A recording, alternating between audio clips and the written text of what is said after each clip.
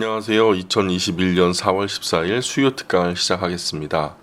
오늘은 지난 시간에 이어서 누가복음 이야기를 조금 더 해보도록 하겠습니다.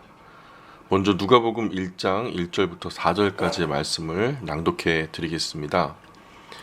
우리 중에 이루어진 사실에 대하여 처음부터 목격자와 말씀에 일꾼된 자들이 전하여 준 그대로 내력을 저술하려고 붓을 든 사람이 많은지라. 그 모든 일을 근원부터 자세히 미루어 살핀 나도 데오빌로 각하에게 차례대로 써 보내는 것이 좋은 줄 알았노니 이는 각하가 알고 있는 바를 더 확실하게 하려 함이로라. 아멘. 누가복음 처음에 누가복음을 기록하는 동기를 정확하게 밝히고 있습니다. 왜 이런 글을 쓰는지 확실하게 밝히고 있는 것입니다. 우리 중에 이루어진 사실에 대하여 역사가에게 중요한 것은 사실입니다.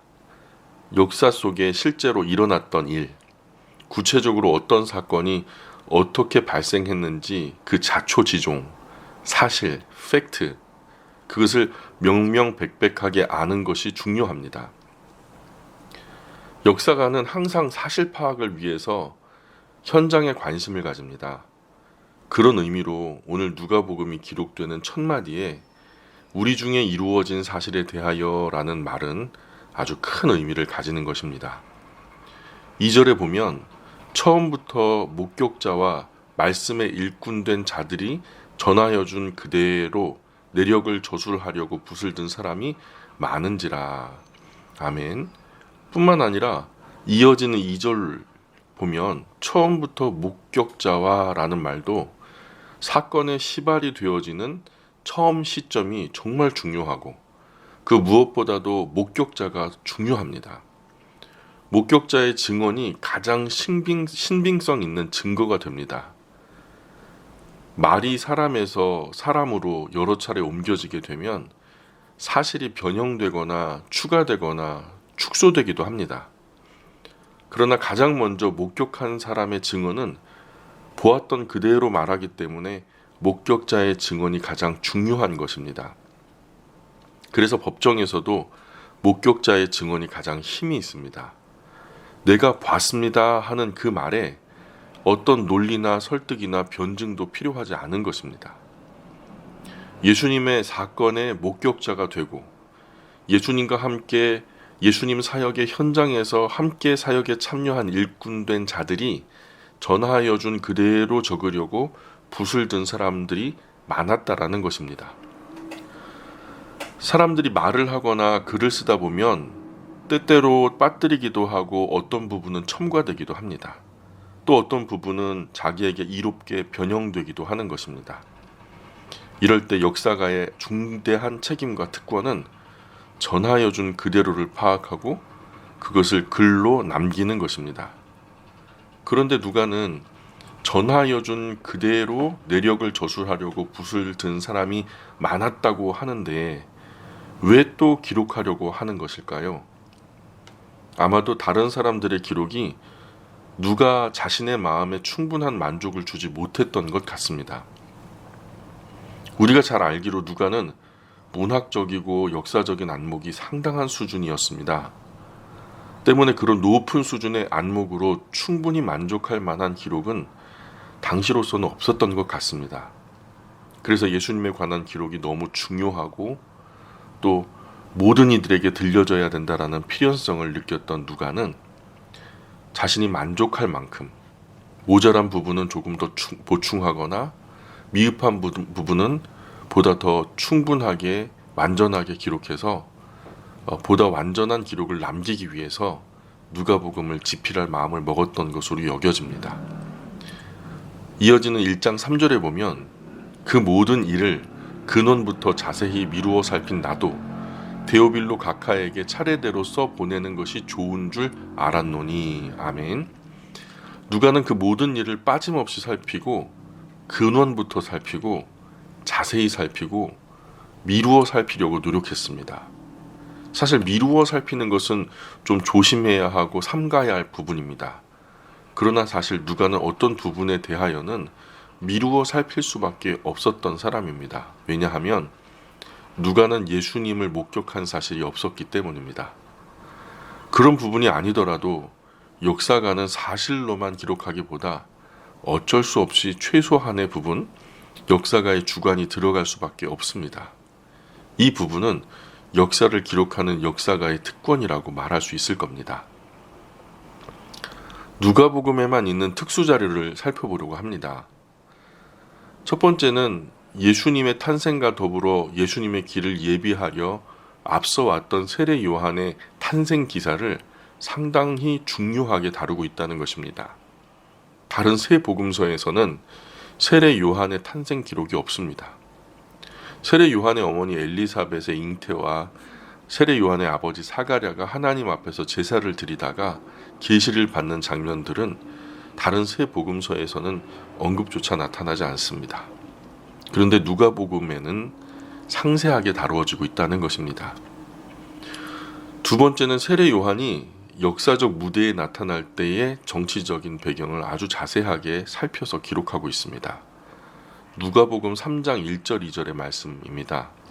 디베리오 황제가 통치한 지 15해 곧 본디오 빌라도가 유대 총독으로 헤롯이 갈릴리 분봉왕으로 그 동생 빌립이 이두레와 드라고니 지방의 분봉왕으로 루사니아가 아빌레네의 분봉왕으로 안나스와 가야바가 대제사장으로 있을 때에 하나님의 말씀이 빈들에서 사가랴의 아들 요한에게 임한지라. 아멘. 당시 유럽과 중근동 역사와 정치적인 배경을 아주 정확하게 묘사하고 있습니다. 이런 부분은 누가의 역사가로서의 면모가 확실하게 나타나는 부분입니다. 족보 이야기를 할 때에도 마태 같은 경우에는 아브라함과 다윗의 자손 예수 그리스도라 하면서 아브라함 이하 유대 역사만 이야기했지만 누가는 아브라함에서 만족하지 않습니다. 그 이상 아버지 데라를 넘어서서 오르고 올라서 결국 아담, 그 이상 하나님께까지 다다르고 있는 것을 우리가 보게 됩니다. 이렇게 하나님을 통해서 지음받은 아담으로부터 시작해서 예수님께까지 다다르도록 창세기의 창조의 역사가 예수님의 사역까지 연결되도록 족보를 완성시키는 모습을 볼 수 있습니다. 그러니까 누가의 원칙이 모든 일을 근원부터 살피고 자세히 살피고 미루어 살핀다고 했는데 정말 그 누가복음에는 그런 흔적들이 여실히 드러나고 있는 것입니다. 역사와 족보를 이 정도로 기록했다라는 말은 역대기를 훤하게 꿰뚫지 않고서는 기록이 불가능합니다. 누가의 감추어진 땀과 노력이 담긴 그 연구의 흔적이 잘 나타나고 있습니다. 누가복음 1장 5절에서 13절의 이야기입니다. 유대 왕 헤롯 때에 아비야 반열에 제사장 한 사람이 있었으니 이름은 사가랴요 그의 아내는 아론의 자손이니 이름은 엘리사벳이라. 이 두 사람이 하나님 앞에 의인이니 주의 모든 계명과 규례대로 흠이 없이 행하더라. 엘리사벳이 잉태를 못함으로 그들에게 자식이 없고 두 사람의 나이가 많더라. 마침 사가랴가 그 반열의 차례대로 하나님 앞에서 제사장의 직무를 행할세 제사장의 전례를 따라 제비를 뽑아 주의 성전에 들어가 분향하고 모든 백성은 그 분향하는 시간에 밖에서 기도하더니 주의 사자가 그에게 나타나 향단 우편에 선지라. 사가랴가 보고 놀라며 무서워하니 천사가 그에게 이르되 사가랴여 무서워하지 말라. 너의 간구함이 들린지라. 네 아내 엘리사벳이 네게 아들을 낳아 주리니 그 이름을 요한이라 하라. 아멘. 아비야 반열의 제사장 하나가 있었는데 그 사람이 사가랴였다는 것입니다. 아비야 반열이라는 말 자체가 역대기에 나오는 용어입니다. 예수님께까지 이르는 족보를 기록하려면 역대기를 잘 알아야만 이런 족보를 말할 수 있습니다. 이런 부분을 통해서 알 수 있는 것은 누가는 역사에 관심이 아주 많았다라는 것입니다. 진리는 보편적이고 역사적이며 윤리적입니다. 기독교의 진리가 가장 힘이 있는 것은 역사적인 사실을 가지고 말을 한다는 것입니다. 그런 면에서 누가만큼 준비된 사람은 흔하지 않습니다. 고대 사회에서는 왕실 외에 일반적으로 역사가가 따로 세워져 있는 시절이 아니었습니다. 그런데 누가는 헬라인으로 헬라의 언어, 헬라의 학문, 특히 헬라 철학과 그들의 문화에 아주 능통했습니다. 그래서 헬라 판도였던 당시 세계에서 그 안목이 세계적일 수 있었던 것입니다. 그런 누가의 탁월한 배경이 사도 바울을 만나면서 예수 그리스도를 통하여 여호와 하나님, 창조주 하나님을 만남으로써 그의 세계관과 역사관이 우주적으로 크고 넓게 열려진 것입니다. 이런 것이 누가의 은사였고 누가는 이런 일에 큰 즐거움을 느꼈습니다. 은사대로 사용되는 사람은 이를 즐깁니다. 좀처럼 지치지도 않습니다. 망망하고 좌절하지도 않습니다.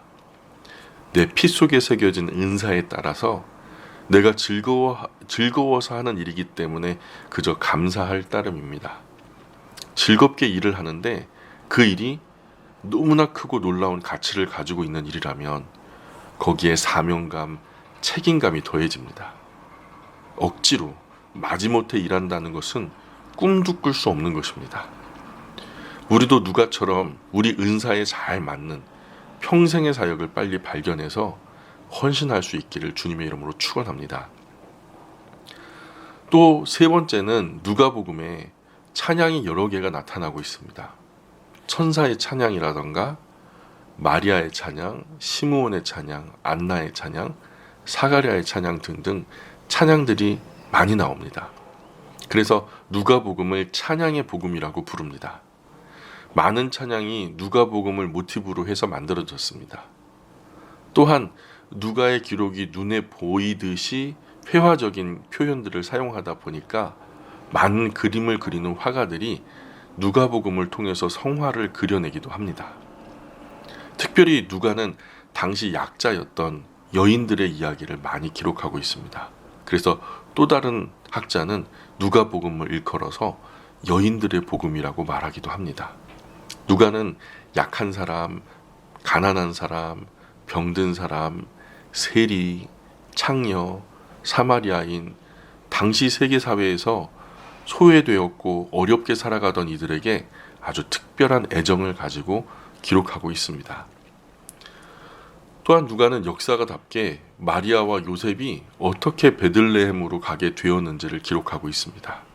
그것은 로마의 초대 황제인 아우구스투스 옥타비아누스의 칙령에 의한 것임을 확실하게 밝혀두고 있습니다. 온 천하는 호적을 하라는 칙령이 내려왔기 때문이다 라는 것을 얘기하고 있습니다. 갈릴리 나사렛에 살던 마리아와 요셉은 이미 정혼을 했기 때문에 어쩔 수 없이 자신의 조상 다윗의 동네에 가게 되었다라는 이야기를 쓰고 있습니다. 누가복음 2장 1절에서 5절까지의 말씀입니다.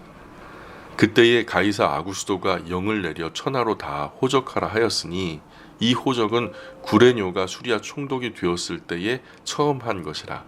모든 사람이 호적하러 각각 고향으로 돌아가매 요셉도 다윗의 집 족속이므로 갈릴리 나사렛 동네에서 유대를 향하여 베들레헴이라 하는 다윗의 동네로 그 약혼한 마리아와 함께 호적하러 올라가니 마리아가 이미 잉태하였더라. 아멘.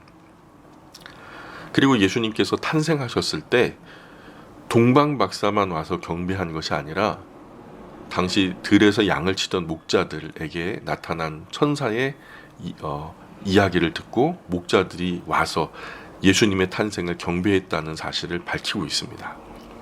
다른 세 복음서에서는 이런 기록을 찾을 수 없습니다. 또한 마태복음을 보면 당시 예수님을 낳자마자 바로 피투성이 어린 아기를 안고 헤롯의 칼을 피하기 위해서 급하게 애굽으로 피난을 가신 것처럼 기록되어 있습니다. 그런데 누가복음에서는 태어나신 지 8일 만에 할례를 받으셨고 초태생 남자 아기의 결례에 따라서 33일 만에 하나님께 바치기 위해 베들레헴에서 예루살렘까지 여행을 하신 것도 기록되고 있습니다. 그러니까 적어도 한 달 안에는 애굽으로 못 간 것입니다. 이런 부분도 누가는 아주 자세하게 살핍니다. 누가는 시므온과 안나가 구세주를 알아보고 하나님께 찬양했던 사실도 기록하고 있습니다. 예수님께서 12살 때 부모님을 잃고 미아가 되었던 사실도 챙겨놓았습니다. 나인성 과부의 아들을 살린 사건도 또 세리와 군인들과 세례 요한이 문답하던 내용도, 선한 사마리아인의 비유도 10명의 나병 환자를 고쳐주셨지만 한 사마리아 사람만 돌아와서 예수님께 감사를 표한 사건도, 탕자의 비유도, 거지와 나사로 부자의 비유도, 거지와 나사로와 부자의 비유도, 두 제자가 엠마오 도상에서 부활하신 예수님을 만난 이야기도, 갈릴리 회당에서의 예수님의 첫 번째 설교도, 여리고 세리장 삭개오가 뽕나무에 올라갔다가 예수님을 만난 이야기도, 예수님께 12제자 외에도 70인 제자가 있었다는 사실도 누가가 밝혀서 자세하게 기록해 놓았습니다. 마리아와 마르다가 집에 있으면서 대접이 분주한 마르다보다 말씀에 귀를 기울이는 마리아를 격려하셨던 일도, 한밤중에 친구가 찾아와 친구의 강청함을 인하여 그 소원을 들어주었다라는 이야기도, 불의한 청지기 이야기도, 헤로드 왕 앞에 끌려가 조롱당하셨던 예수님 이야기도, 집을 지을 때 비용을 계산하여 보라는 이야기도, 예수님께서 문둥병 환자 바리새인의 집에 초대되었던 이야기도, 고창병 환자를 고쳤던 일도, 불의한 재판관을 번거롭게 했던 과부의 이야기도, 바리새인과 세리의 기도하는 자세를 비교하셨던 이야기도, 부자와 가난한 과부의 헌금하는 자세를 비교하셨던 이야기도, 또 포도원 가운데 심겨진 무화과 나무가 열매를 맺지 않았다라는 이야기도, 수종드는 종의 자세가 어떠해야 한다라는 이야기도, 또 본디오 빌라도가 제물에 피를 섞은 이야기도 다른 세 복음서에서는 나타나지 않았고 누가복음에만 특별하게 나타나고 있는 이런 특별한 내용을 추려보면 30여 가지나 첨부된 것을 알 수 있습니다. 그럼에도 불구하고 누가복음의 분량이 다른 세 복음서에 비해서 현저하게 늘어나지 않았다라는 것입니다. 그 말은 그 필력이 다부졌으며 아주 내용이 알차게 기록되었다라는 것을 알 수 있습니다. 또한 이 말은 누가의 탁월한 문학적인 실력과 그 글솜씨 필력이 대단했다라는 것을 짐작해 볼 수 있는 부분입니다. 끝까지 경청해 주셔서 고맙습니다.